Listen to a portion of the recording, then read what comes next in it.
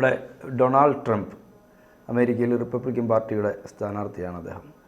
അദ്ദേഹത്തെ Netanyahu, Israel പ്രധാനമന്ത്രി Benjamin Netanyahu ഫ്ലോറിഡയിലെ അദ്ദേഹത്തിൻ്റെ വസതിയിലെത്തി സന്ദർശിക്കുന്നു. രണ്ടുപേരും കാണുന്നു.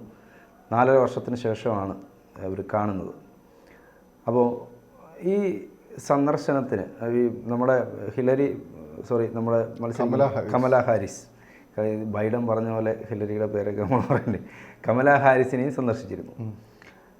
പക്ഷേ ട്രംപിൻ്റെ സന്ദർശനത്തിന്, ട്രംപിനെ കണ്ടതിന് ഒരു പ്രാധാന്യമുണ്ടോ? ലോകം നെതന്യാഹുവിൻ്റെയും ട്രംപിൻ്റെയും സംഭാഷണത്തിന് അത്ര ഒരു പ്രാധാന്യം കൽപ്പിക്കുന്നുണ്ടോ എന്നുള്ളതാണ് ചോദ്യം. ട്രംപിൻ്റെ മരുവൻ ജൂതനാ, കെച്നർ ഇപ്പം പണിയില്ലാതിരിക്കുകയാണ്. അപ്പോൾ അവനായിരുന്നു നോർത്ത് ഈസ്റ്റിൻ്റെ ഈ പറയുന്ന വെസ്റ്റ് ഏഷ്യയുടെ ചാർജ് കൊടുത്തിരുന്നത്. ആ സമയത്താണ് ക്യാപിറ്റലൊക്കെ ടെല്ലവീവിൽ നിന്ന് ജെറൂസലേമിലേക്ക് മാറ്റാൻ ഇയാൾ പറഞ്ഞത് ട്രംപ്. അത് ജൂതന്മാരെ സന്തോഷിപ്പിക്കാൻ വേണ്ടിയിട്ടാണ്. ജൂതന്മാരെ സന്തോഷിപ്പിച്ചാൽ മാത്രമേ അവിടെ ഇലക്ഷൻ ജയിക്കാൻ പറ്റുള്ളൂ. അപ്പം ഇപ്പോൾ ബൈഡൻ ഒരു എന്താ പറയുക, നെതന്യാഹു നിലപാടാണ് എടുത്തുകൊണ്ടിരുന്നത്.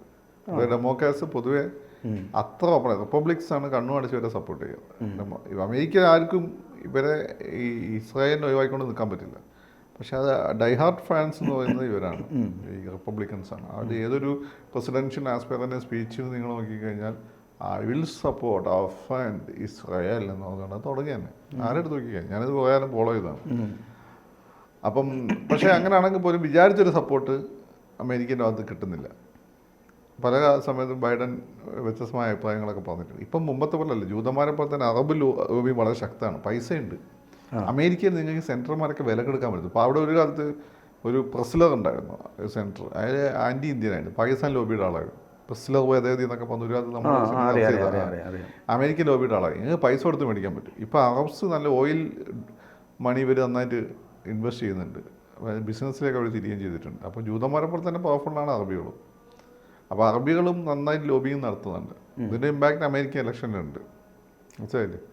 അപ്പം ഈ ഒരു ഘട്ടത്തിലാണ് ഈ പറയുന്ന ട്രംപ് ഇപ്പം ജയിക്കുമെന്ന് ഉറപ്പൊന്നും പറയാൻ പറ്റില്ല. അമേരിക്ക ഇലക്ഷൻ അങ്ങോട്ട് പണ്ടത്തെ പോലെ ഒന്നല്ല, ഒരുപാട് വേവ്സ് അങ്ങോട്ടും ഇങ്ങോട്ടൊക്കെ ഉണ്ട്. പിന്നെ ഇയാൾ വരുന്നത് പറഞ്ഞില്ല, വാൾ സ്ട്രീറ്റിന് ഇഷ്ടമില്ല ട്രംപ് വരുന്നത്.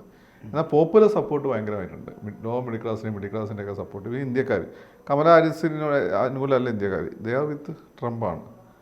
ആണോ? പക്ഷേ ഇന്ന് ഞാൻ എവിടെ വായിച്ചത് അതിപ്പോൾ അങ്ങനെയൊക്കെ പറയുന്നത്, നിങ്ങൾ ബേസിക്കലി നോക്കിയാൽ അവർ ട്രംപാണ്. അതിന് 2 കാരണമുണ്ട്. ഒന്ന് ബേസിക്കലി സൗത്ത് ഇന്ത്യക്കാരൻ നോർത്ത് ഇന്ത്യ അംഗീകരിക്കാൻ കുറച്ചൊരു പാട്, അതൊക്കെ യാഥാർത്ഥ്യമാണ്. എസ്പെഷ്യലി പുറത്ത് ഇവർ ട്രംപിനാണ് സപ്പോർട്ട് ചെയ്യുന്നത്. ഇപ്പം വേറെ ഒരാൾ എന്നിട്ട് ഈ ഒരു സോറോസിൻ്റെ ആളാണ് കമല ഹാരിസ്, അത് വാൾ സ്ട്രീറ്റിൻ്റെ ആളാണ്, ഇല്യൂമിനാറ്റിയുടെ ആളാണ് എന്നാണ് ഈ പറഞ്ഞതിൻ്റെ അർത്ഥം. അപ്പോൾ ഇന്ത്യക്കാർ പൊതുവെ സപ്പോർട്ട് ചെയ്യുന്നത് ട്രംപിനെയാണ്. ഈ കമലയുടെ ഭർത്താവ് ഞാൻ നേരത്തെ പറഞ്ഞ ഡഗ്ലസ് എംഹോഫ്, അദ്ദേഹം ജൂതനാണ്, കമല ഹാരിസിൻ്റെ ഭർത്താവ്. പക്ഷേ കമല ആവശ്യപ്പെട്ടത്, നെതന്യാഹുവിനോട് ആവശ്യപ്പെട്ട യുദ്ധം നിർത്തണമെന്നാണ്. അല്ല, ഇയാൾ ട്രംപിന്റെ മരുമകനും ജൂതനാ, അങ്ങനെ ബന്ധമുണ്ടാകും. അപ്പോൾ 2 ജൂതന്മാരെ പരസ്പരം ഇപ്പാണ് അവന്മാരെ ഒരുമിച്ചിരിക്കുന്നത്. പക്ഷേ ട്രംപ് പറഞ്ഞത് ഈ പ്രശ്നം ഞാൻ പരിഹരിച്ചു തരാം, നിർത്തണമെന്നല്ല, ഞാനിത് നിർത്തിത്തരാം, ഞാൻ റെഡിയാക്കി. ഇസ്രായേൽ വൈകുന്നേരത്തെ മുമ്പിലോട്ട് നിർത്തി കൊടുക്കും. മറ്റവർ പറയുന്നത് അതല്ല, 2 നേഷൻ തിയറി വേണമെന്നാണ്. അതാണ് പൊതുവെ അംഗീകരിക്കപ്പെടുന്നത്. ഈ കമല കമലല്ല, പൊതുവെ ലോകത്ത് പൊതുവെ ഇസ്രായേലിനെ വെറുപ്പിക്കുന്ന രീതിയിൽ 2 നേഷൻ തിയറി എന്ന് വരാനും പറയില്ല, അമേരിക്കയിൽ ഒരു രാഷ്ട്രീയക്കാരും പറയില്ല. പക്ഷെ ഇത് അങ്ങനെ ട്രംപിനെ സംബന്ധിച്ചിടത്തോളം ഇസ്രായേലിൻ്റെ ടേംസ് തീർക്കുക എന്നുള്ളത് മാത്രമാണ് ട്രംപിൻ്റെ, അങ്ങനെ തീർക്കുക എന്നുള്ളത്. അപ്പോൾ അമേരിക്ക പൂർണ്ണമായ സപ്പോർട്ട് കൊടുത്തു കഴിഞ്ഞാൽ ഇസ്രായേലിൻ്റെ ടേംസിൽ അത് തീരും. അതാണ് മുമ്പ് ഉദ്ദേശിക്കുന്നത്. പിന്നെ അങ്ങനെ എന്തെങ്കിലുമൊക്കെ പറയും, അത് നോക്കണ്ട. ട്രംപ് അങ്ങനെ എന്തെങ്കിലും പറയും. അപ്പം ഇതിപ്പം നെതന്യാഹു എന്ന് വെച്ചാൽ അതൊരു മെസ്സേജ് കൊടുക്കലായിരിക്കും ജൂത കമ്മ്യൂണിറ്റിക്ക്, നമ്മൾ ഇയാളാണ് ജയിക്കേണ്ടത് എന്നുള്ള മെസ്സേജ്. കാരണം നിങ്ങൾ പറഞ്ഞ കുടുംബ ബന്ധങ്ങളൊക്കെ 2 കൂട്ടരൊക്കെ ഉണ്ടല്ലോ. അപ്പോൾ ആ രീതിയിൽ മെസ്സേജ് കൊടുക്കുക എന്നുള്ളതാണ്. അതിന് പിന്നെ ഇതിൻ്റെ മുമ്പേ ഇലക്ഷന് മോഡി അവിടെ പോയില്ലേ, അടുത്ത തവണ പിന്നെ ട്രംപ് സർക്കാർ എന്ന് പറഞ്ഞില്ലേ, അതാണ് സാധ്യത ബൈഡന് പിന്നെ ഇന്ത്യയോട് ഭയങ്കര കലിപ്പായി മാറുന്നത്.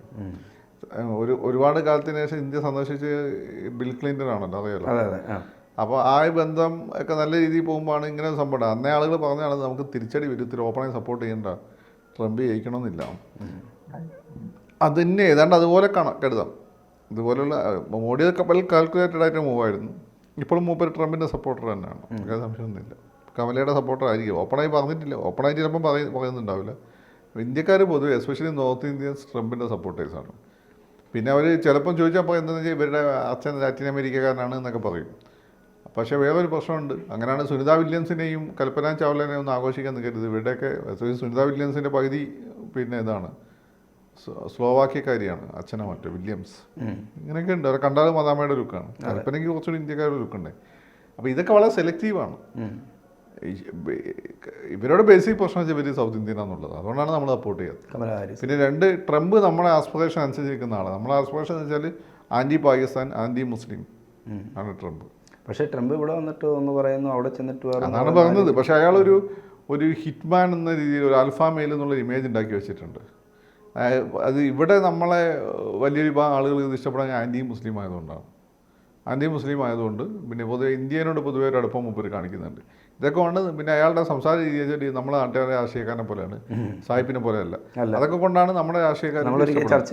ഉത്തരേന്ത്യയിൽ പോയി കഴിഞ്ഞാൽ ഒരു കാര്യം എന്ന് വെച്ചാൽ ഉത്തരേന്ത്യക്കാർക്ക് ഇവർ സൗത്ത് ഇന്ത്യൻ ആയതുകൊണ്ട് ഇവർ ഉത്തരേന്ത്യക്കാരിയായപ്പോൾ സുനക്കിൻ്റെ കാര്യത്തിൽ എന്താ ഇവർക്ക് ഭയങ്കര പിന്നെ ആഘോഷമായിരുന്നല്ലോ.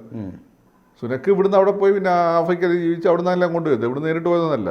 പക്ഷെ ഇന്ത്യൻ വംശം, ഹിന്ദു, പശുവിനെ ആരാധിക്കുന്ന ആൾ എന്നൊക്കെ പറഞ്ഞാൽ ഭയങ്കര സംഭവമായിരുന്നു.